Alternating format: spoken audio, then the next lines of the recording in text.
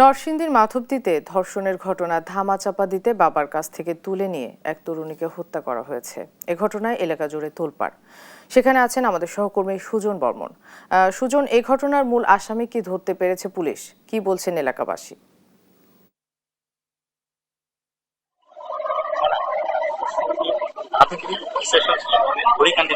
গতকালকে 15 বছর বয়সে আমনা আক্তারে উদ্ধার করা হয়।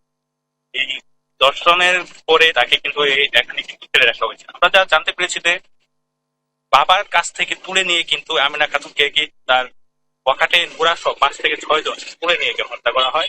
ইতিমধ্যে এই ঘটনা কিন্তু সারা দেশে চাঞ্চল্যের সৃষ্টি করেছে। নরসিংদী জেলার সুশীল সমাজ সহ রাজনৈতিক বৃন্দ এই ঘটনার নিন্দা জানিয়ে দ্রুত আসামিদের গ্রেপ্তারের দাবি জানিয়েছে। ইতিমধ্যে রাতে নিহতের মা এই ঘটনায় বাদী হয়ে 9 জনকে আসামি করে মাধবদী থানায় মামলা দায়ের করেছে। এই মামলায় র্যাব ও পুলিশের যৌথ বাহিনীর অভিযানে 5 জনকে ইতিমধ্যে আমরা গ্রেপ্তার করতে জানতে পেরেছি। এই ঘটনার যে মূল আসামি কিন্তু একদম গ্রেপ্তার করতে পারেনি। কিন্তু এই ঘটনার যে ইন্ধনদাতা, যার কাছে আমেনা বেগমকে নিয়ে তার বাবা গিয়েছিল বিচারের আশার দাবিতে, কিন্তু যে বিচার না করে তাকে এলাকা ছাড়া হওয়ার যে হুমকি দিয়েছিল, সেই মহিষাসুর ইউনিয়ন বিএনপি সহসভাপতি এবদুল্লাহকে কিন্তু গ্রেপ্তার করেছে পুলিশ। সাথে তার ছেলে দেওয়ান, এই ঘাতক নুরার এই বন্ধু আছে ইমরান দেওয়ান সহ আইব সহ 5 জনকে কিন্তু পুলিশ গ্রেপ্তার করেছে। আমরা যা জানতে পেরেছি যে ইতিমধ্যে মরদেহ কিন্তু ময়নাতদন্তের জন্য সদর হাসপাতালে আছে। কিছুক্ষণ পর লাশটা কিন্তু ওদের কাছে প্রেরণ করা হবে।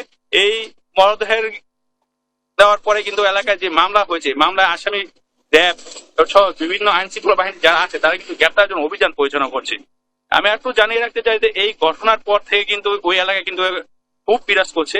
এলাকাবাসী সহ যারা আছে তারা কিন্তু এই ঘটনায় বিচার দাবি করতেছে। এই বিচারের ফলে যাতে যে একজন কিশোরীকে বাবার কাছ থেকে তুলে নিয়ে যে নির্মম ভাবে হত্যা করা হয়েছে, এই হত্যাকাণ্ডের যাতে দোষীরা বিচার পায়, এটা কিন্তু দাবি করছে এলাকাবাসী। এই ছিল আমার কাছে নরসিংদী থেকে সর্বশেষ। সুজন, আপনাকে ধন্যবাদ।